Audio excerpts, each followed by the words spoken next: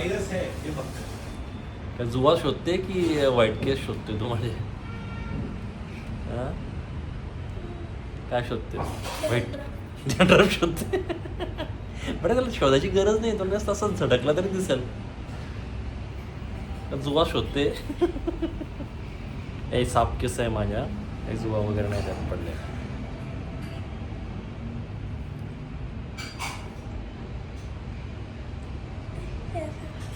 काय ते?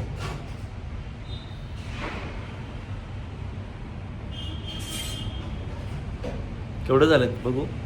करम केला. बापरे, तुझा एक हात बसेल त्यात ना.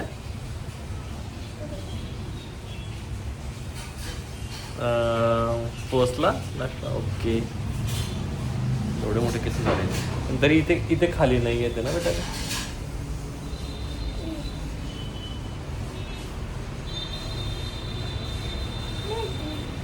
Maggi Maggi Maggi. आणि इथे गार्गीचा चालू आहे फेवरेट शो थकेश बाई. हा गार्गीला खूप आवडतो थकेश. थकेशची फॅन आहे गार्गी.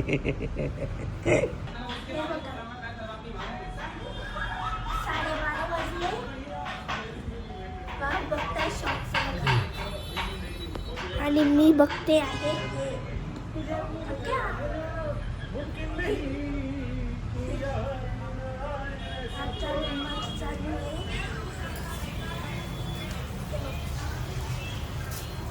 काय बोलवते मम्मा तू? मटन. आणि आज मटण खाणार. त्यांचं काम करत बसले. हॅलो. थोडा टाइमपास म्हणून रील बघत बसतो तर लगेच गार्गीने शूट करून घेतला नाही का. आणि ते तुझं दाखवलं काय बघत थकेश. थकेशचा आवडता एकदम फॅन ही थकेशची. हा थकेश भाई देखिए ना थकेश भाई.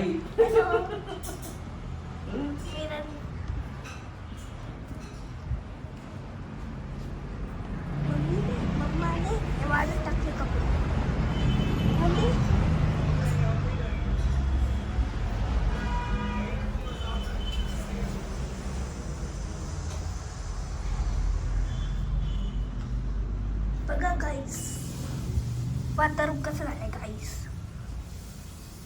हे माझे कपडे टाकून येते बघ कसे टाकते मी कपडे. गुडगले बघा बघा बघा बघा ना गाईस, बघा ना बघा ना. आज आहे हा 25 जॅन. आणि उद्या रिपब्लिक डे साठी बोलवलंय पण मी जाणारच नाही. बोर करता मी ते बोर करता हा मग डान्स असतो ना. डान्स असतो. अरे पण मग बसायला जाऊता बसलेलेच असतो. मग तेव्हा काय करायचं सांगा बरं. अरे कार्यक्रम प्रोग्राम एन्जॉय करायचा बेटा. आम्ही बोरिंग. हा ही जाणार नाही. बघा गाईस बघा गाईस पर्सनल काम. बघा गाईस हे बघा कसं आमचं घर असतं. बघा गाईस तिला तो सावली पडली त्याच्यावर कोणाची द्या काय असतं ना. हा कोणता झाड आहे? हा मनी प्लांट आहे. Peace tree. हे बघा कसे येलो झाले बघा. हे मी स्प्रिंग बनवली बघा. मी आता तुम्हाला माझी ड्रॉइंग दाखवते ड्रॉइंग बुक मध्ये. Let me show you. हे बघा मी दाखवते तुम्हाला माझी ड्रॉइंग बुकचा रिव्ह्यू. इग्नोर दिस. हे बघा किती सुंदर आहे बघा. मी स्वतःहून बनवलं. हे बघ हे माझी कॅलिग्राफी. पेपर टू द हे रे हे रफ ड्रॉइंग्स आहे. हे सर्व रफ ड्रॉइंग्स आहे म्हणून मी दाखवते. हे माझे फ्लावर्स ड्रॉ केलेले, लोटस, ही कॅप नाही सोडवा, रोज आणि याचं नाव काय मला माहीत नाही, सनफ्लावर आणि आपण फ्लावर मला पण असं ड्रॉ करून ठेवलं. हे बघा ही माझी पेंटिंग एवढी पण चांगली नाही आहे. हे बघा रफ प्रॅक्टिससाठी मी ही ड्रॉइंग काढली. वाव हे बघ छान छान आहे ना. आता मी त्याला थांबा हे मी याला रिक्रिएट केलं. हे बघा माझी जर्नली. याला पण करायचं बाकी अजून प्रॅक्टिससाठी केलं होतं. हे मी ड्रॉइंग काढली आहे ड्रॉइंग. आणि ही अजून एक आहे. हिला पण करायचं बाकी आहे. खूप सारे ड्रॉइंग्स बाकी आहे माझे. हेअरस्टाईलसाठी ठेवले मी. ही खराब झालेली ड्रॉइंग आणि ही काढलेली ड्रॉइंग. नंतर काहीच नाही काढलेलं बघा पूर्ण खाली बघ. आता मी हे सोफाला आता करते क्लीन. ही उशी इथे ठेवते, ही उशी इथे ठेवते आणि हा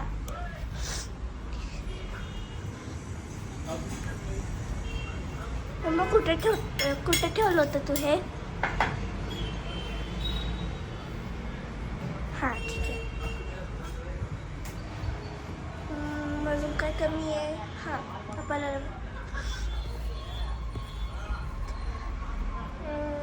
हां याला असतं इथे उशी ठेवायची.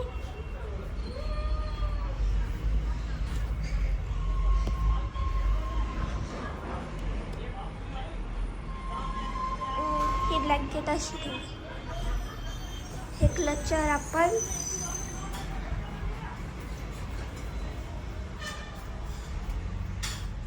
हे क्लचर इथे ठेवू. आपण सोबत साफ करू सर्व. आता हे ड्रेसिंग टेबल, पावडर इथे ठेवायची. हे क्रीमची बॉटल इथे हां ही बॉटल जाईल किचनमध्ये.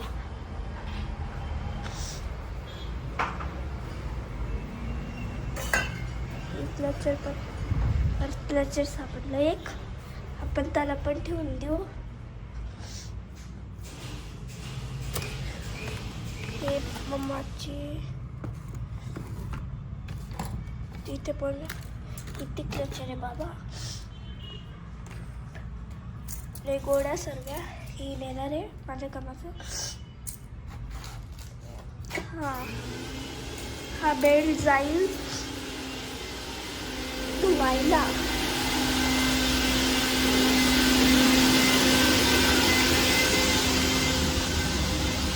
पाणी गरम होतं. गार्गीला झाली आहे सर्दी. तिच्यासाठी आता हे टॅबलेट्स आणल्यात. हां डोळ्यातून पाणी येतं तिच्या. फार जाम झाली ती आता. काही कमेंट नाही करणार मी माझं काम करत बसतो. काही कमेंट नाही करणार मी याच्यावर त्या प्रोग्रामवर. Welcome guys, welcome back to our channel. तर दिवसभर फार बिझी होतो. तुम्हाला माहिती आहे आम्ही नॉनव्हेज खाल्लं आहे ऑलरेडी. आणि नॉनव्हेज खाताना म्हणजे बोर झालो. व्हिडिओ शूटिंग का नाही केली म्हणजे तो मधला वेळ जो होता तो कम्प्लिटली आम्ही इग्नोर केला. आम्ही एक सिरीज बघत होतो, सिंगल पापा. मस्त सिरीज आहे, मस्ट वॉच सिरीज आहे. थोडं चॅलेंज करते फेमिनिस्ट लोकांना तिथं. पण प्रेमाची परिभाषा त्यांनी वेगळी सेट करून त्याच्या की प्रेम फक्त एक आईच करते, बाप करत नाही. बाप रिस्पॉन्सिबिलिटी, बापाचा प्रेम वेगळ्या पद्धतीने मांडण्याचा त्याने प्रयत्न तिथे केला आहे आणि तो प्रयत्न सक्सेसफुल झाला आहे. आणि ॲज अ स्टबन एक व्यक्ती किती स्टबन होऊ शकते, एखाद्या गोष्टीसाठी प्रेमासाठी किती स्टबन असू शकते, किती जिद्दी असू शकते, ती काहीच ते त्याच्यामध्ये एकदम प्रामाणिकपणे मांडण्याचा प्रयत्न त्या तिथल्या निर्मात्यांनी केलेला आहे. खूप छान सिरीज आहे, बघा.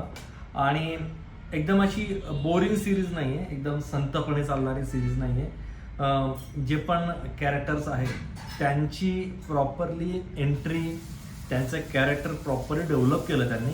मी काही ॲज अ श्रोता किंवा मी ॲज अ म्हणतो ना आपण एक काइंड ऑफ म्हणजे आवड आहे मला त्या गोष्टीची, म्हणून मी करतो. मी काही क्रिटिक्स वगैरे नाही किंवा लिहित नाही, मला तेवढं काही मला ज्ञान नाही आहे. पण ज्या पद्धतीने एक ऑडियन्स बघतो, कंटेंट बघतो, त्या पद्धतीने मला फार आवडली. आणि जे कॅरेक्टर त्यांनी डेव्हलप केले किंवा जो पप्पा आहे आणि तो शेवटपर्यंत कसा राहतो, बापाचा बाप कसा राहतो, आई कशी राहते, प्रत्येकाचं कॅरेक्टर एकदम प्रॉपरली उलगडलेलं आहे. आणि कॉमेडी सिरीज आहे, पूर्ण फॅमिली बघू शकते. नो एक्स्ट्रा ड्रामा, जास्त इमोशन्स नाही आहे. इमोशन्स आहे त्याच्यामध्ये, कॉमेडीचा टच आहे. बोरिंग नाही केलेलं त्यांनी, इवन लास्टपर्यंत त्यांनी बोरिंग ठेवलेलं नाही. मस्ट वॉच आहे, मस्त सिरीज आहे, बघा तुम्ही. तुमच्या मुलांना सुद्धा आवडेल बघायला. आणि मला वाटतं की आजकालच्या लोकांनी ते बघायला हवी, जी पिढी आहे त्या पिढीने नक्की बघायला हवी अशी सिरीज आहे. आणि मला वाटतं की मी 2-3 दिवसापूर्वी एक व्हिडिओ टाकला होता ज्याचा मी इको नावाचा मूवी बघितला होता. बॉस, त्याचे मी आताच तर तुम्हाला सांगतो, बॉस असला मूवी आहे. रॉयल्टी एक माणूस कसं करू शकतो आणि एक ॲनिमल कसा करू शकतो याच्याबद्दलची पक्की इन्फॉर्मेशन तुम्हाला यातमध्ये दिलेली आहे.